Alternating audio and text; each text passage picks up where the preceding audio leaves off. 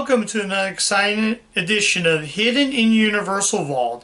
I'm Ron, your host, and we're in another week, and we're in the last week of February. And I thought the last week of February, we go back to the 1990s. Yeah, I haven't covered a movie from the 1990s in a while. Specifically, 1994. As we take a look at a rom-comedy, which stars Winona Ryder, Ethan Hawke, and Ben Stiller, from director Ben Stiller, marking his first directorial debut, 1994's Reality Bites. Yes, I am covering Reality Bites. Yes, so this movie Reality Bites in 94. And this stars, well, like I said, it starred the three main cast. This also has Janeane Garofalo, Swooshie Kurtz, Jodan Baker, John Maloney, and Steve Zahn among the cast. So, yeah, this movie, it was released in 94, and, I'm kind of hesitating myself. Let's actually talk about Reality Bites. Now, I was kind of in a mood to watch, hopefully this stays up here, there we go. I was kind of in the mood to watch a Ben Stiller movie. Haven't covered a Ben Stiller movie in a while. The last movie I covered, I believe, was Brad Status was the last movie I covered. So I wanted to go back to the 1990s and talk about a film marking his directorial debut. And the movie basically focused on let me tell you the cast of characters in this. The movie focused on Winona Ryder's Leanne. She has a bunch of roommates. Well, she's a television intern who gets a job working in the news for I think her boss, played by John Mulaney, not Mulaney, but Mahonian. I'm probably butchering that last name wrong. But anyway, so she's Leanne, and it basically also, she has roommates, Vicky, her friend Sammy, and Troy. And then he basically meets up with the video producer, Michael, Stiller's character. So basically, the film starts as they graduate from college. I thought it was high school at first when I watched it, but turns out it was college. So they graduate from college, and she basically got a job working for John Mulaney. So he's like the morning guy. Basically, she works a job similar to what Regis Philbin did. So he's essentially this movie version of Regis Philbin, the reliable Regis and Kathy Lee, or Kelly Lee, whatever it is. But anyway, so she gets that job, and she's not doing her job correctly. And by not doing her job correctly, he gets very mad and said, "Where are my funny cards?" So she doesn't get him a cup of coffee like she's supposed to get her. So she's trying to sneak away, but he's not pleased. He is very frustrated. He's like, I can get an intern for free that can do this. So he gets mad. So she gets back on him by putting a bunch of these inappropriate things. Basically, she loses her job. So while they're driving and singing "Squeeze's Temptation," he crashes into Winona Ryder's car, and basically he apologized and it's like, "Look, how would you like to get a job working becoming that video producer for me?" So she tries an odd job. She works at a drive-through, and she doesn't like that job. Though David Spade actually appears. I think it was his first movie.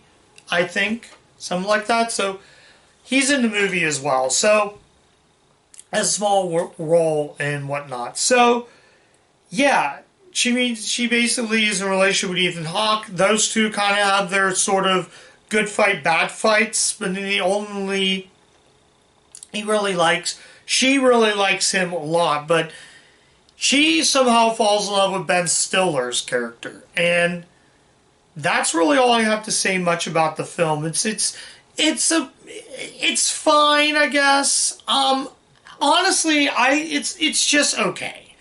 The biggest thing is when I watch a Ben Stiller film, I'm supposed to be wall out wall laughing. Now you can make a good dramedy. Now Ben Stiller's done some great movies as a director. He actually a few movies I covered on the channel. Brad Status and Along Came Polly. And honestly, I thought it was going to be that laugh out loud, like Along Came Polly, that had that sort of humor. But I think it's more of a dramedy and whatnot. So, yeah. And interesting enough, though, Ben Stiller's mom appears in it, though. As there's a scene where the Winona Ryder's trying to get job to job. And one of the scenes we have David Keefe, who I actually covered. I covered a couple of films that he was in. They Lived in Always. He has a small part in this, and he plays the person that's interviewing Winona Ryder's character. So she doesn't get that job with him. So another scene is Winona Ryder's trying to get a job, which is actually the interviewer is actually played by Ben Stiller's real life mother, Anne Mirren. So that's pretty cool, though. And though an interesting fact is, if you look in the credits, there's actually a special thank you section to Jerry Stiller, Ben Stiller's father. So his mother appeared in the film, and his father got credited, though. Though later on in his career, Ben Stiller would direct his father in a couple films, Zoolander and the remake to Heartbreak Kid. So, well, he didn't direct that, but they were both in it, though. But yeah, I give Ben Stiller credit. So, is there anything else I could say about this film? Was there anything I missed that I wanted to kind of mention? Some fun moments. The whole main cast, the cast was really good, like I said. There's not really much scenes that I will say I liked about the movie. It was okay. I'm going to keep this movie. This is definitely going to go into my collection. I feel like time and time. It's one of those sort of... They were trying to do sort of like, and I was watching a couple of them making a featurettes. The guy that they got this, actually, I have to pull this out again, is Michael Shamberg. It's actually produced by Danny DeVito. Yeah. Couple of movies that he actually, Michael Shamberg and Danny DeVito would team up again. Now, Michael Shamberg has produced a few movies I covered on the channel. I'll just name a few. Man on the Moon, this, Along Came Polly, How High, and Skeleton Key. Those are the movies I cover. I think I covered Skeleton Key. I covered that. I'm trying to think. But anyways, that's all I really have to say about Reality Bites. I think it is a smart rom-com. It kind of had that same thing of how when I reviewed 40 Days and 40 Nights. I recommend it if you like this if you like these type of rom comedies from that era. Similar to when I reviewed, like I said, similar to when I reviewed 40 Days and 40 Nights. I can only recommend it if you're really into this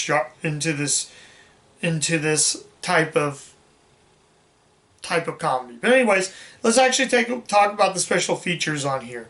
So this is the 10th anniversary edition. That's the movie I watched it from, the 10th anniversary. So yeah, we got the digitally remastered picture, which honestly with Blu-ray, digitally remastering movie isn't really that much of a big deal now with Blu-ray being created and even 4K. But anyways, there are some deleted scenes. I did watch a few deleted scenes. I didn't watch the commentary so there are deleted scenes, like I said.